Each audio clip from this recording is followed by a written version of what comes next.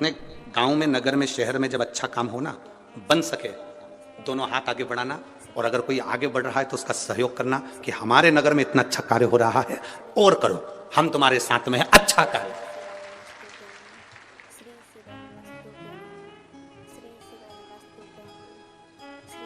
पर कई लोगों की आदत रहती है जब अच्छा कार्य होता है तो बीच में टांग अड़ाते हैं। हम कहते हैं हाथ अड़ाओ, टांग नहीं।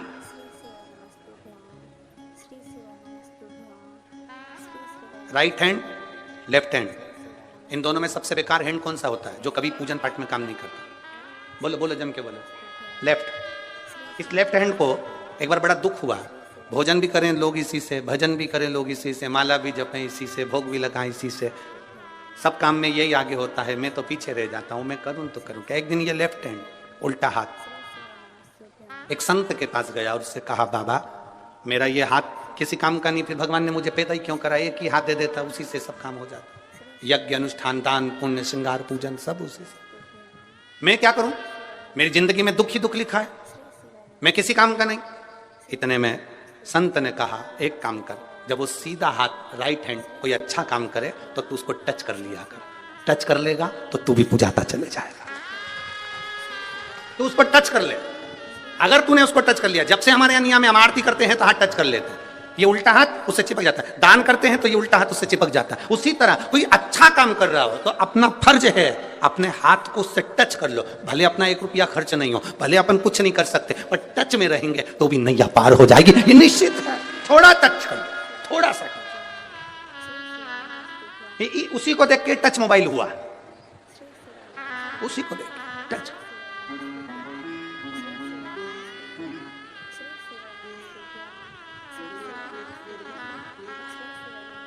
थोड़ा सा टच किया, अच्छा काम हुए तो थोड़ा सा आगे बढ़कर करो।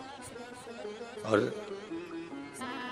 मत बुरे कर्म कर बंदे वरना पछताएगा, भगवान की आंखों से तू बच नहीं पाएगा, तू बच नहीं पाएगा।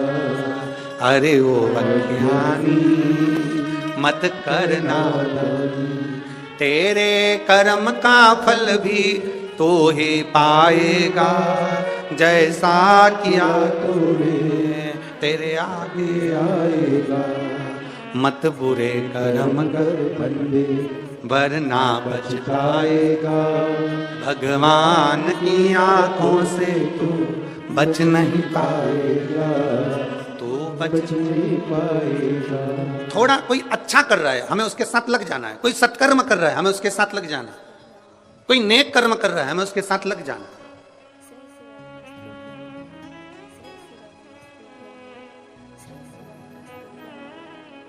मैं हमें अमरजीत जी मेहता जी आपको धन्यवाद दूंगा। स्टेशन से आने वाली कई बसें, ऑटो, ई रिक्शा, बहुत सारे ऐसे रिक्शा, बहुत सारी ऐसी गाड़ियां हैं। आज हमारे भक्तों ने सीहोर मैसेज डाला कि बहुत बहुत धन्यवाद ऐसे जजमान को जिन्होंने गाड़ियां भी कुछ फ्री कर दी जिससे भक्त लोग यहां तक पहुंच रहे हैं, उसके लिए धन्यवाद है। साधुवाद था आपको, बहुत बहुत धन्यवाद। आपके घर में अगर छोटे से शिवलिंग है, आपके घर में छोटे से ठाकुर जी हैं, आपके घर में छोटा सा कन्हैया है, और छोटे से कन्हैया जो पुराने समय का है, उसको नेत्र भी लगाने की जरूरत नहीं है क्योंकि उसके नेत्र हैं।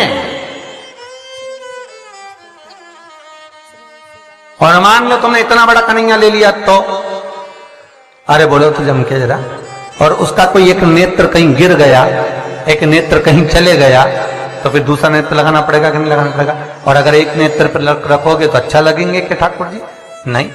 तो नेत्र होना, जितनी बड़ी मूर्ति होती है, जितना बड़ा स्वरूप होता है, जितना बड़ा शिवलिंग होता है, जितनी बड़ी मूर्ति की स्थापना होती है, उतनी उसमें सेवा की और भाव की जरूरत पड़ती है।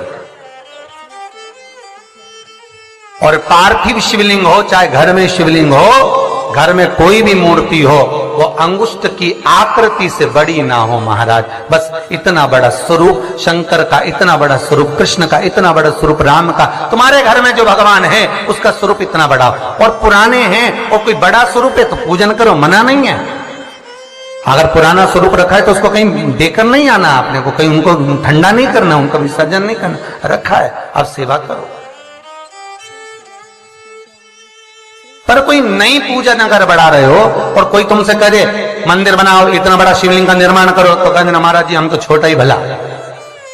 बच्चा जितना छोटा होता है उसको खिला दो, पिला दो, झूले में पटक दो, फिर टाइम पे पहुंचो, झूले में से उठाया, फिर दूध पिलाया, फिर पटक दिया, एक छोटा सा झुनझुना पकड़ा दिया, खेलता रहा। और वही बच्चा जब बड़ा हो गया तो कहीं इधर भगे कहीं उधर भगे। बेचारी माँ आई थी शिव पुराण सुनने के लिए और बेटे ने कार्तिक पुराण सुना दिया, तो कोई सुन पा रहा?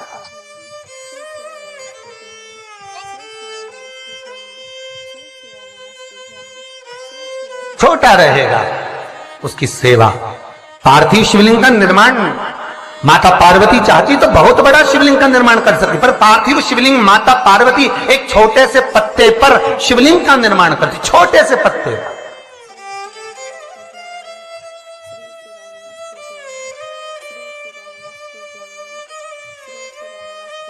महाराज ध्यान दीजिएगा,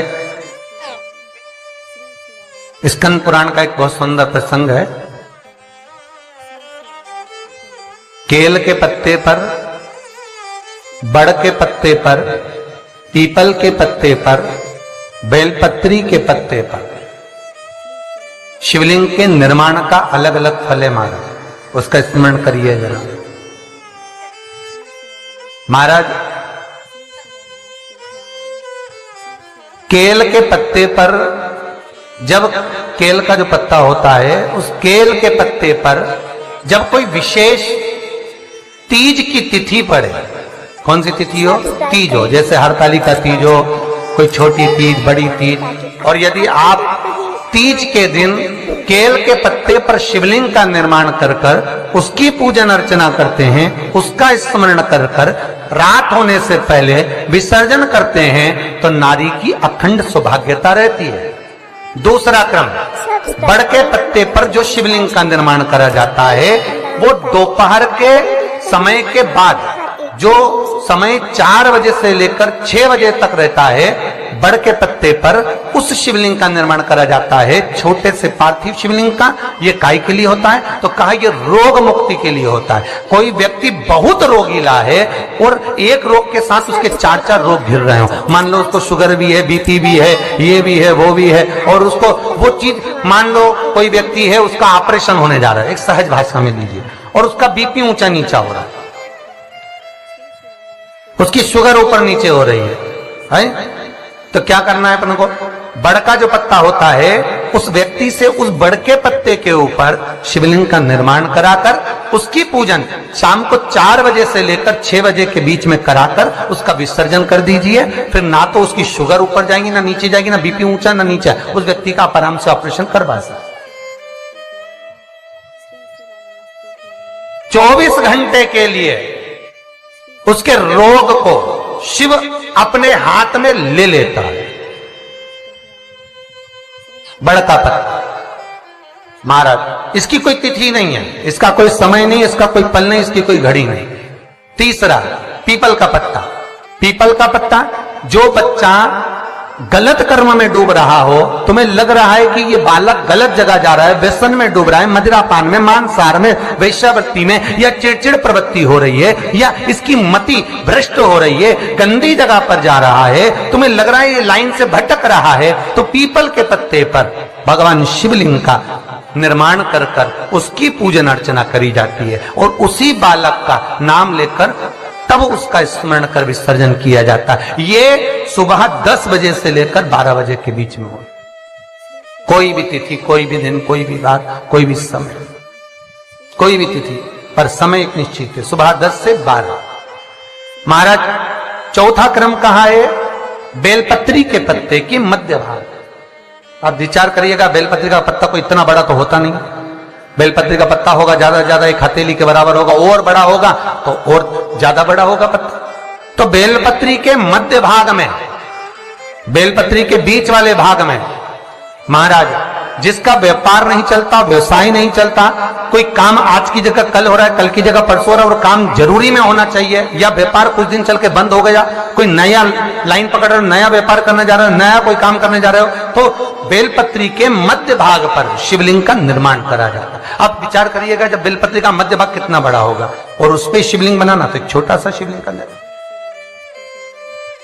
मध्य भाग में शिवलिंग का निर्माण महाराज, ये केवल शिवरात्रि के दिन होता है। 12 महीने की जो भी शिवरात्रि हो, किसी भी शिवरात्रि पर आप उस बेलपत्री के मध्य भाग पर शिवलिंग का निर्माण कर कर अपना पैसा अगर डूब भी गया है, उसको पाने के लिए, अपने धन को वापस लाने के लिए आप इस शिवलिंग का निर्माण कर कर आप इसका विसर्जन कर सकते हैं। अब इसकी समय सीमा कुछ भी नहीं, बस सूर्य अस्त होने से पहले इसका निर्माण हो और इसका पूजन होकर स्कंद पुराण और लिंग पुराण के अंतर्गत इसका भाव है। जी बाबा जो नाथ द्वारा में विराजते हैं, कहां रहते थे? अरे बोलो जम के, गोवर्धन, जतिपुरा। और जब उपद्रवियों ने उपद्रव मचाया, श्री जी बाबा को घास की गाड़ी में छुपाया, लेकर रातों रात ब्रजवासी चले। कहां जाएं, मार्ग भटक गए, वापिस आ गए उसी जतिपुरा में। तब भगवान को लगा, श्रीनाथ जी को लगा, ठाकुर को लगा, अगर मेरे ही स्वरूप को ये तोड़ देंगे तो भक्ति स्फुटित कैसे होगी, भक्ति का प्रचार कैसे होगा। तो श्री जी बाबा ने महादेव को याद करा। शंकर भगवान एक ब्रजवासी का रूप लेकर आ गए, जिनका नाम था बूढ़ा महादेव। आज भी नाथ द्वारा में सारे ब्रजवासियों के साथ में भगवान घास की बैलगाड़ी के आगे शंकर भगवान बूढ़ा महादेव बनकर एक मसाल हाथ में लेकर, एक डंडे को हाथ में टिकाकर, और मेरे शंकर आगे आगे बैलगाड़ी के चलते रहे और ब्रजवासी सब पीछे पीछे चलते रहे। सारे ब्रजवासी जो साथ में जाने वाले वो पीछे पीछे सब दूर घूम लिए। तब श्री जी बाबा ने बैलगाड़ी में से झांक कर बूढ़े महादेव को देखा जो आगे चल रहे थे। उनको देखकर कहा, कहां रुकना है? बूढ़ा महादेव कहते हैं, बस यहीं रुकना है, बस यहीं। आज भी नाथ द्वारा में बूढ़ा महादेव है, और नाथ द्वारा में श्रीनाथ जी का दर्शन करने जाओ तो बूढ़ा महादेव का जरूर दर्शन कर कर आना, नहीं तो श्री जी बाबा राजी नहीं होते, भले तुम परम भगवती वैष्णव क्यों ना हो। कई लोग कहते हैं हम शंकर जी के मंदिर नहीं जाते, पर जब तक नाथ द्वारा में जाओ और बूढ़ा महादेव का दर्शन ना करो तो श्रीनाथ जी प्रसन्न नहीं होते। जैसे तिरुपति गए, तिरुमाला में दर्शन करे वेंकटेश भगवान के, और कपिलेश्वर नहीं गए तो भगवान नारायण प्रसन्न नहीं होते। उसी तरह मेरा बूढ़ा महादेव आज भी वहां पर विराजत, जो श्रीनाथ जी को नाथ द्वारा तक ले गया।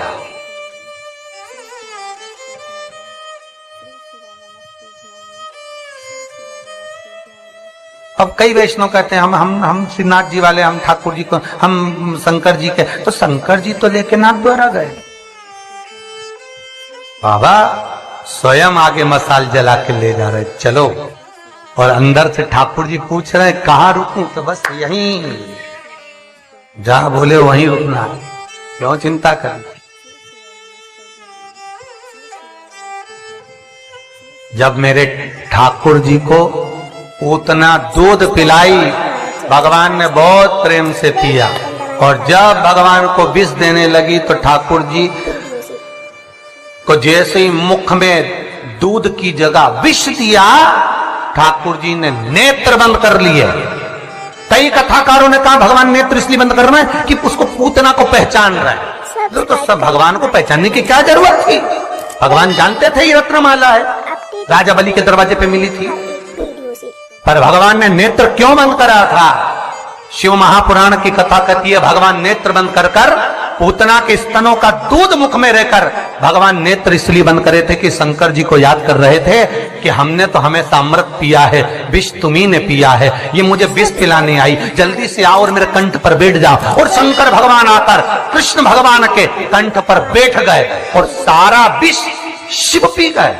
जब शंकर भगवान विष पी गए, शंकर भगवान को चक्कर आ गए। जो चक्कर आए तो शंकर भगवान चक्कर खाकर नीचे गिर गए। ठाकुर जी ने चरण का प्रहार करा, मानसी गंगा को प्रकट करा और गंगा का जल शंकर भगवान पर छीटा तो शिव जी का नाम चकलेश्वर महादेव पड़ गया, जो आज भी मानसी गंगा के नजदीक में, आज भी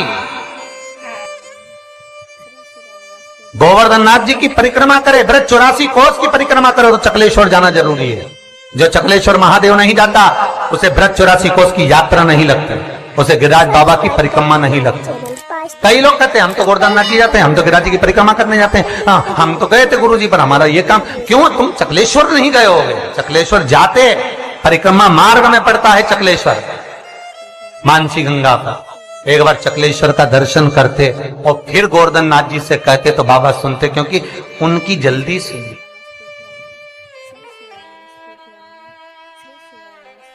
जल्दी सब्सक्राइब करें हमारा channel Vastu fact, bell icon दबाएं ताकि आप सुना जा रहे हमारे हर एक वीडियो से। हम उसको ज्ञात नहीं कर पाते। हम कई लोगों ने भगवान को बांट दिया, साहब ये राम वाला, ये कृष्ण वाला, ये ठाकुर जी वाला, ये शंकर जी वाला, पर देवता कभी नहीं बटे। तुम्हारी बुद्धि से तुमने भगवान को बांट, क्योंकि तुम जब अपने घर को बांट देते हो, परिवार को बांट देते हो, तो फिर भगवान को बांट दिया, भगवान नहीं बटे।